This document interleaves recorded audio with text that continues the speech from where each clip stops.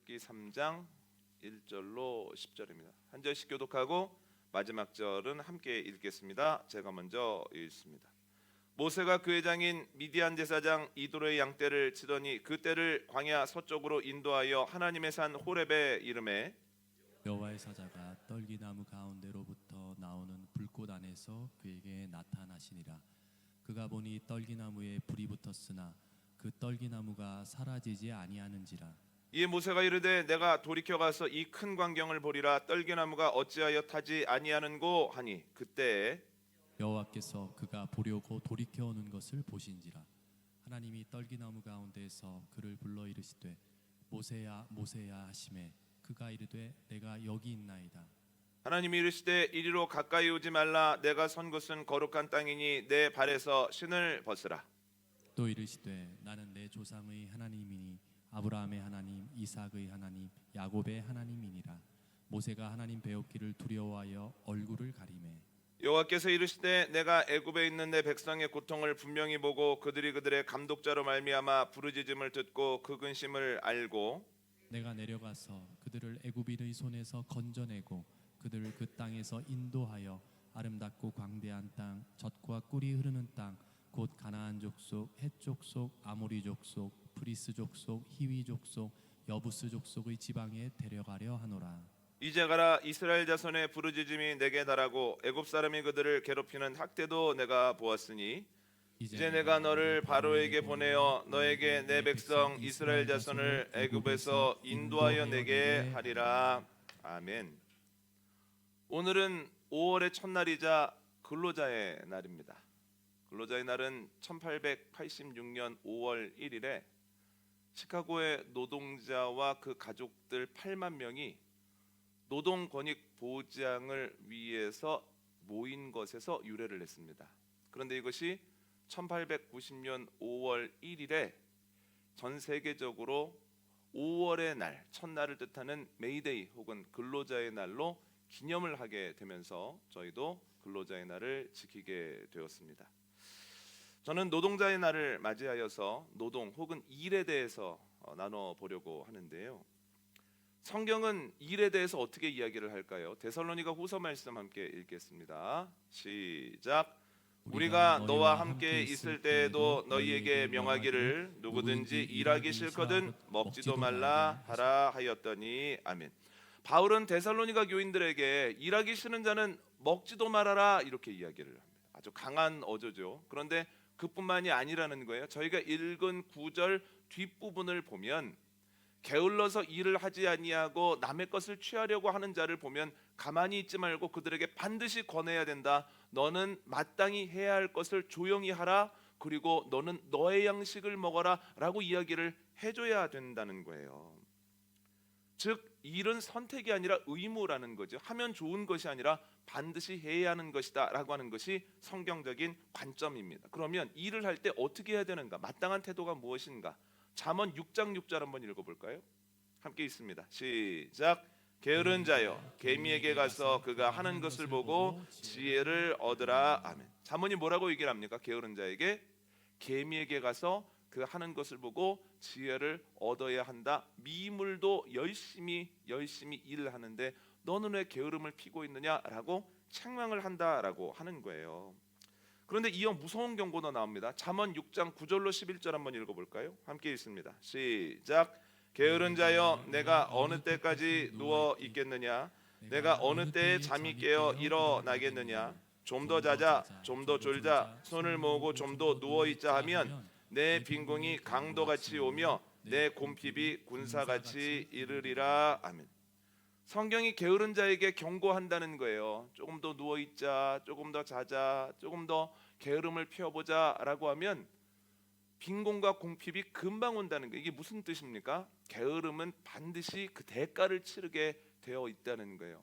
그러니까 반드시 일해야 된다, 열심히 일해야 된다 이렇게 얘기를 하고 있는 거죠. 그런데 예수님께서는 일해야 되는 또 다른 그 이유에 대해서 말씀을 해주시는데요. 요한복음 5장 17절을 함께 읽겠습니다. 시작.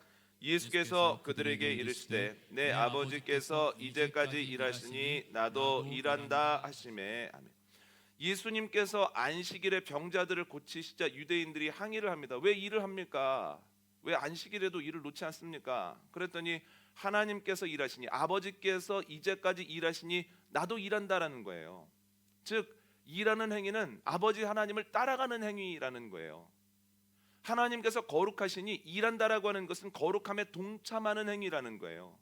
일 자체가 거룩하다라고 하는 거예요. 그러므로 반드시 일을 해야 되는 겁니다. 즉 정리하자면 일은 반드시 해야 되는 것입니다. 할 때는 열심히 해야 된다는 거예요.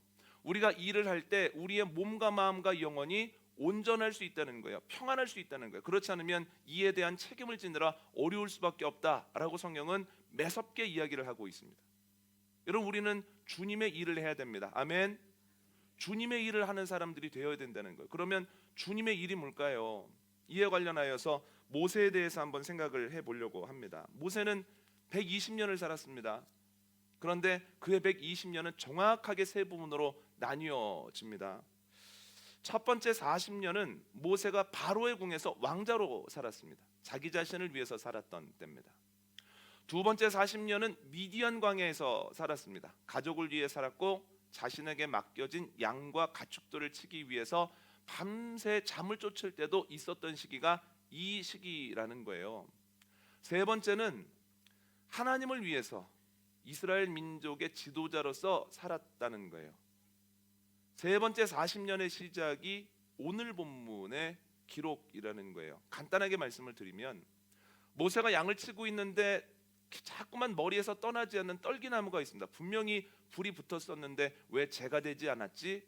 그래서 돌아가서 봅니다. 그랬더니 주님께서 모세를 부르셨다는 거예요. 모세야, 내가 너를 통해서 이스라엘 사람들을 출애굽시킬 거다. 또한 그들을 가나안 땅에 드릴 거다. 그러니까 가서 바로를 만나야 된다라고 말씀을 하시죠.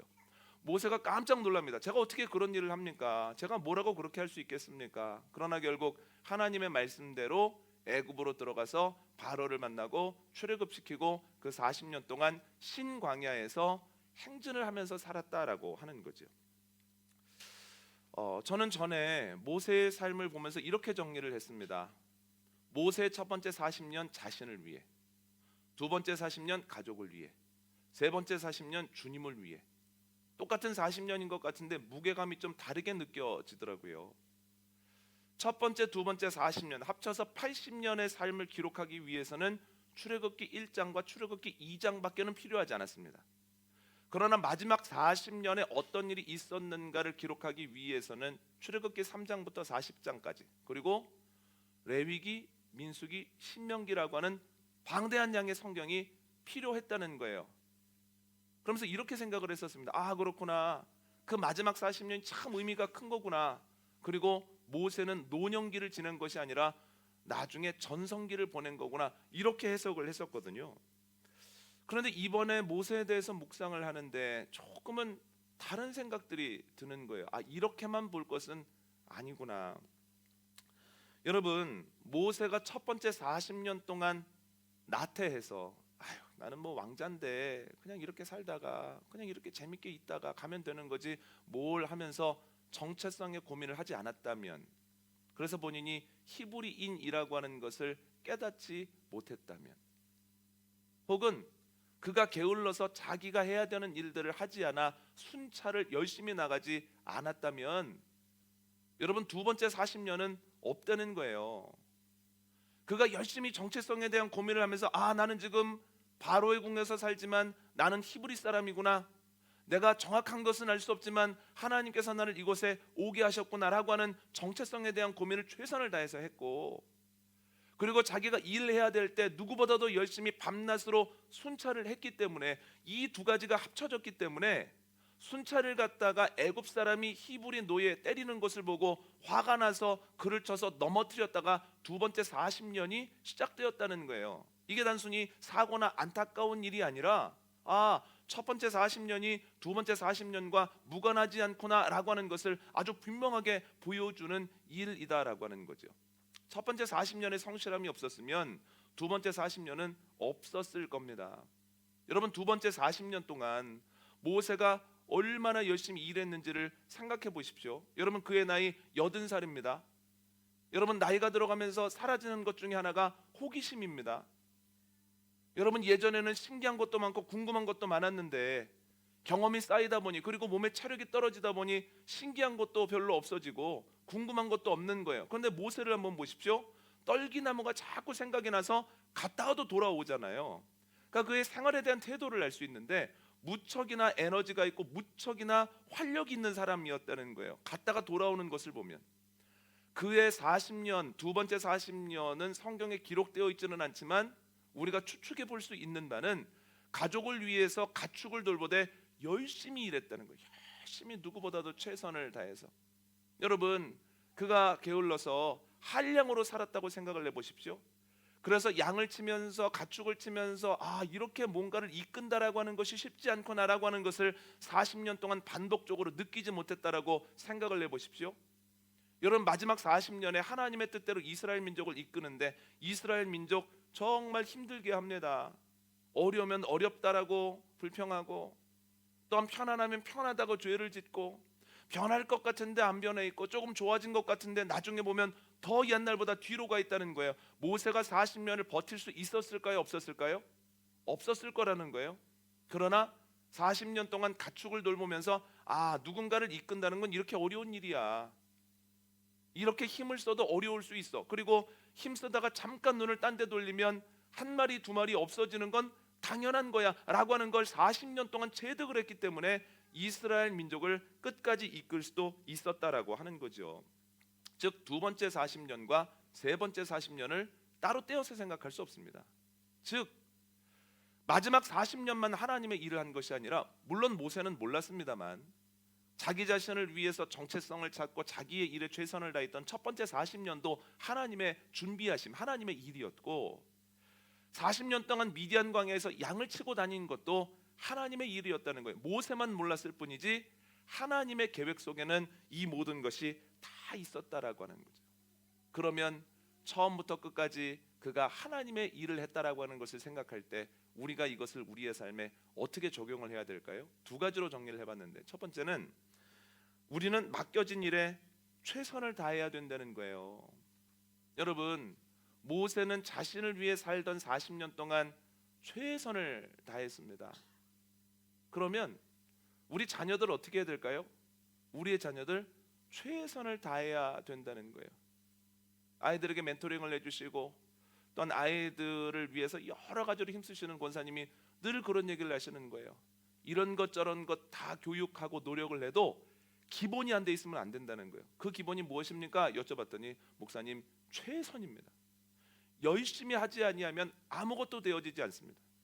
저는 아이들에게 방법적인 것을 가르치기 전에 내가 아이들에게 최선을 다하는 태도를 계속해서 이야기를 해주고 있습니다. 우리 아이들 학생이죠? 학생이면 뭘 해야 될까요? 공부해야 된다는 거예요. 이게 부모님의 이야기뿐만 아니라 이게 성경적인 이야기라는 거예요. 신앙의 선배들이 그렇게 살았다는 거예요. 맡겨진 일에 최선을 다했다는 거예요. 학생이면 공부를 해야 된다는 거예요. 우리 아이들이 많이 앉아 있었어야 되는데, 그죠? 공부해야 된다는 거예요. 또 있습니다. 아이들이 이제 중2가 되고 사춘기가 되잖아요. 그럼 우리 아이들이 뭘 해야 됩니까? 정체성에 대한 고민을 해야 된다는, 그게 주님의 일이라는 거예요. 학업도 주님의 일이고, 내가 어디에서 왔을까? 내가 지금 어디에 있는 걸까? 내가 지금 앞으로 어떻게 가야 되는 걸까? 정체성에 대한 고민을 심각하게 하는 것도, 사춘기를 치러내는 것도 그것이 무엇입니까? 주님의 일이라는 거예요. 청년 시절에 연애도 해야 됩니다. 연애도 주님의 일입니다. 왜냐하면 하나님의 마음은 글로 알 수 있는 게 아니라는 거예요. 하나님의 마음은 설명으로 알 수 있는 게 아니라는 거예요. 누군가를 사랑하고 또 누군가의 거절도 당해보고 누군가를 기다리는 동안에 이게 하나님 사랑이구나, 이게 하나님의 기다려주심이구나, 이게 하나님의 애틋함이구나 하는 가운데 체득을 해간다는 거예요. 그래서 청년 때에는 연애도 하나님의 일이라는 거예요. 우리 아이들 자기의 맡겨진 일에 최선을 다하기를 원합니다. 두 번째, 그러면 가족을 위해서 40년을 살았던 모세를 생각하면서 결혼을 비롯하여 독립한 이들이 해야 되는 일은 무엇일까? 맡겨진 일은 무엇일까? 여러분, 분명합니다. 매일매일 반복되어지는 일상에 최선을 다해야 된다는 거예요. 가정의 일에 최선을 다하고 직장의 일에 최선을 다해야 됩니다. 이건 참 힘든 일입니다. 열심히 해도 티는 안 나는데 조금만 안 해도 금방 드러나는 일상의 일들이 재미도 없고 의미도 없게 느껴지거든요. 이거 언제까지 해야 되나? 왜 이렇게 힘들지? 그러나 그것이 무엇입니까? 따라해 보시죠. 하나님의 일. 하나님의 일. 그것이 하나님의 일이라는 거예요. 아이들을 돌보고 아이들을 씻기고 아이들에게 성경을 읽어주고 아이들을 보듬고 또한 아이들을 때때로 가르쳐 나가는 것이 하나님의 일이라고 하는 것을 생각하면 독립한 이후에 나에게 맡겨진 일들에 최선을 다할 수 있다는 거예요. 그러면 마지막 40년은 어떻게 되겠습니까? 우리 어른들은 어떻게 사시는 것이 좋겠습니까? 이렇게 말하실 수 있습니다. 모세는 마지막 40년에 하나님의 일을 했는데 나는 자꾸 무뎌져서 큰일입니다. 그런데 말씀드리고 싶은 것은 모세가 그렇게 일했던 것은 하나님의 사명을 감당함으로 하나님 만날 준비를 멋있게 한 겁니다. 그럼 어른들은 뭘 하셔야 되겠습니까? 하나님 만날 준비를 하셔야 된다는 거예요. 하나님을 만났을 때 부끄럽지 아니하고 하나님께 칭찬을 받을 수 있는 그 삶을 살아내기 위해서 힘써야 된다는 거예요. 여러분 생각해 보면 우리의 몸이 시간이 가면서 약해진다라고 하는 것은 인간적으로는 서글픈 일이지만 그러나 신앙적으로는 너무너무 좋은 일이라는 거예요. 한번 생각해 보십시오. 내가 시간이 가면 갈수록 내 몸이 약해지지 아니하고 계속해서 힘이 펄펄 끓어서 젊었을 때 추구하던 것을 추구하고 또한 젊었을 때 가지고 있었던 어떤 죄에 대한 유혹에 계속 끌려다닌다면 하나님을 만났을 때 어떻게 우리가 좋은 모습으로 설 수 있겠습니까? 그런데 시간이 가면서 좌절을 맛보는 가운데 이게 아니구나, 이거 안 되는구나 라고 하는 것을 깨달았기 때문에 우리가 땅을 바라보지 않고 어디를 바라봅니까? 하나님 바라본다는 거예요. 땅에 있는 것들의 어려움을 경험하는 가운데에서 하늘로 우리의 시선을 향하게 된다는 거예요. 내 마음대로 안 되기 때문에 누구에게 맡기는 삶을 살아갈 수 있습니까? 하나님께 맡기는 삶을 살아갈 수 있다는 거예요. 그래서 나이가 들어가면서 우리의 몸이 약해지는 것은 그래 오기 전에 단단히 준비해라, 오기 전에 그래도 열심히 노력해라 라고 하는 하나님의 배려라는 거예요. 어른들에게 특별히 말씀드립니다. 몸의 약해짐에 서글퍼하지 마시고 하나님께서 나를 배려해 주셨구나, 그 마음을 가지고 열심히 주님 만날 준비를 하는 우리 어른들 되어지기를 원합니다. 그런데 이뿐만이 아니라는 거예요. 또 하나 있습니다. 신명기 34장 7절 한번 읽어볼까요?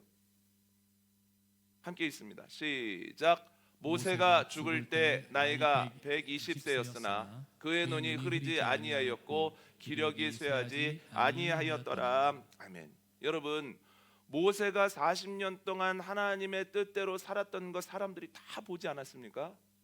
그런데 마지막 몇 년 동안 몸이 너무 아파서 누워만 있었다면, 혹은 무엇인가 흐려져서 자꾸만 안타까운 모습을 보였다면 사람들이 어떤 생각을 하겠습니까?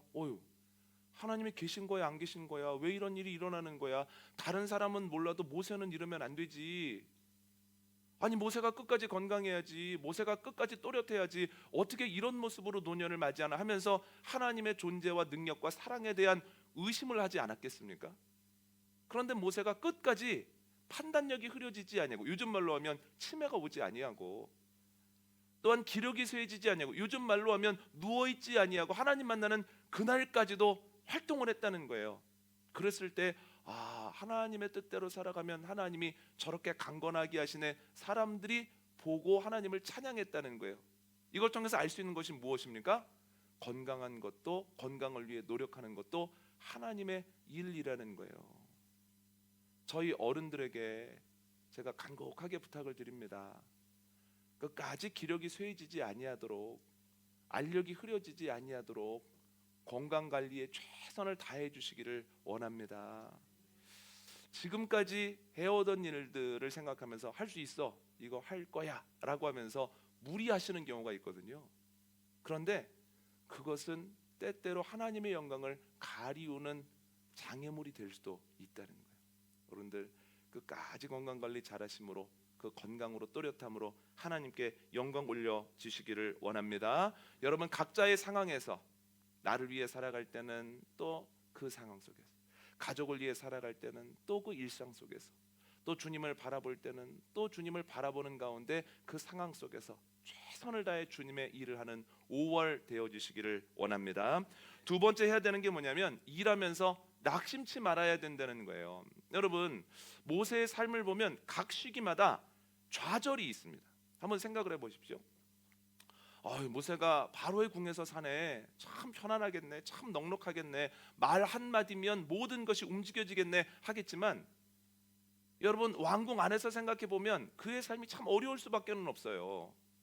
여러분, 애굽인하고 히브리인하고는 얼굴부터 다릅니다. 느낌부터가 다릅니다. 그럼 누가 봐도 그는 애굽 사람이 아니라 히브리 사람이라는 거예요. 왕자이기는 하지만 히브리 사람으로서 왕궁에서 살아가는 거죠. 정체성에 대한 고민을 할 때마다 왜 나는 히브리인일까?